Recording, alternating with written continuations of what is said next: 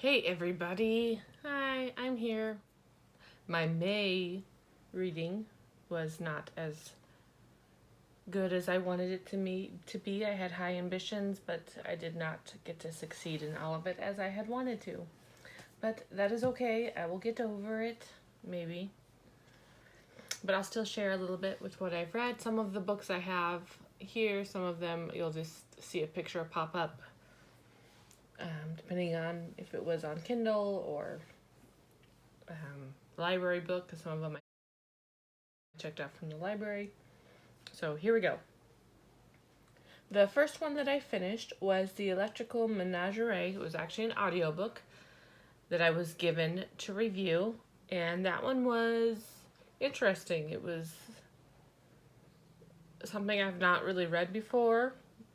Not in a bad way. It was unique story. It was touching story. There was a lot of depth in it. Some of the parts were a little bit slow, and I kind of found myself zoning out a little bit. But overall, it was really well done, and the narrator did a really good job at trying to make different voices for the different characters. So it was definitely worth my time, and I give it a 3.5 star rating. The next one that I finished was Dumpling by Julie Murphy. I had been wanting to read this one for a long time, so I finally just said, why am I going to keep wanting to do it? I'm just going to do it. I'm just going to read it.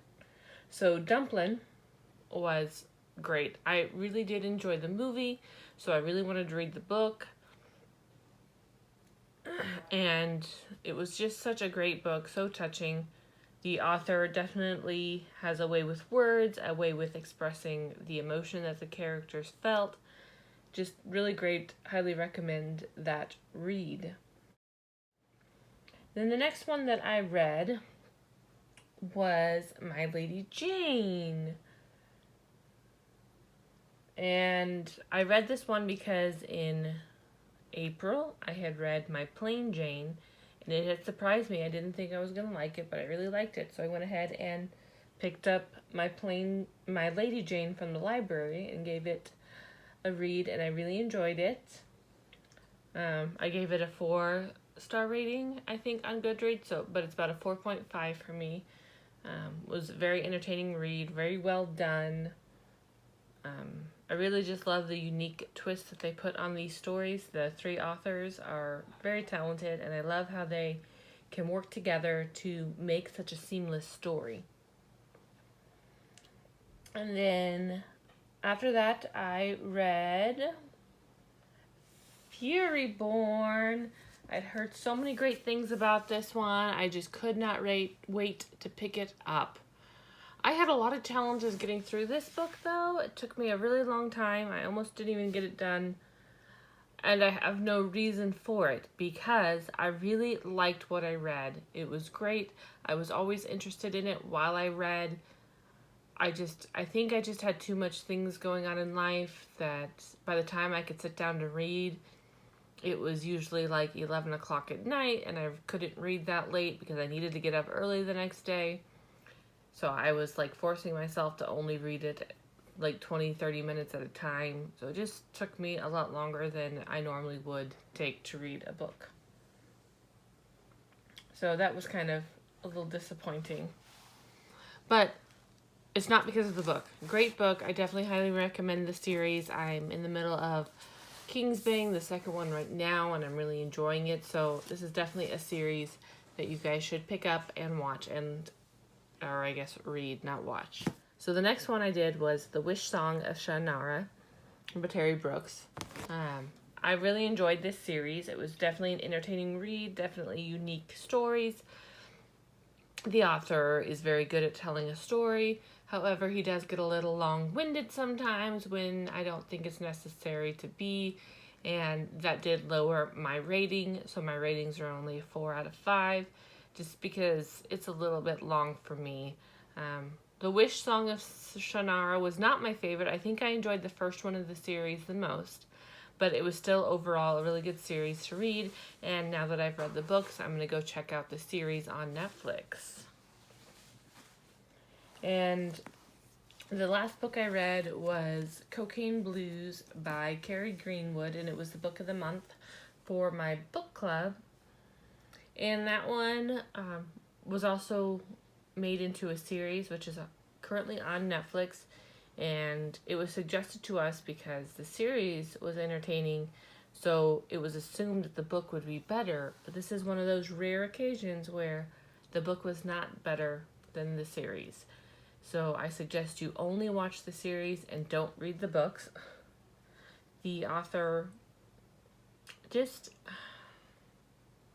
there were confusing parts, things that didn't make sense. The writing was poor, and it just... if I had read the books before knowing about the show, I would just not watch the show. But because I know the show is supposed to be good, I will give the show a try.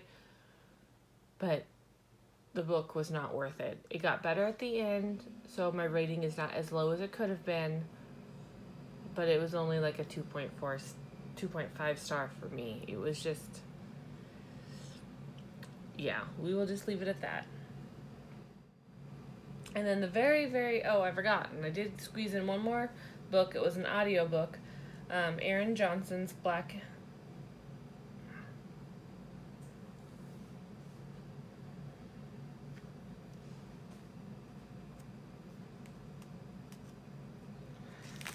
sorry.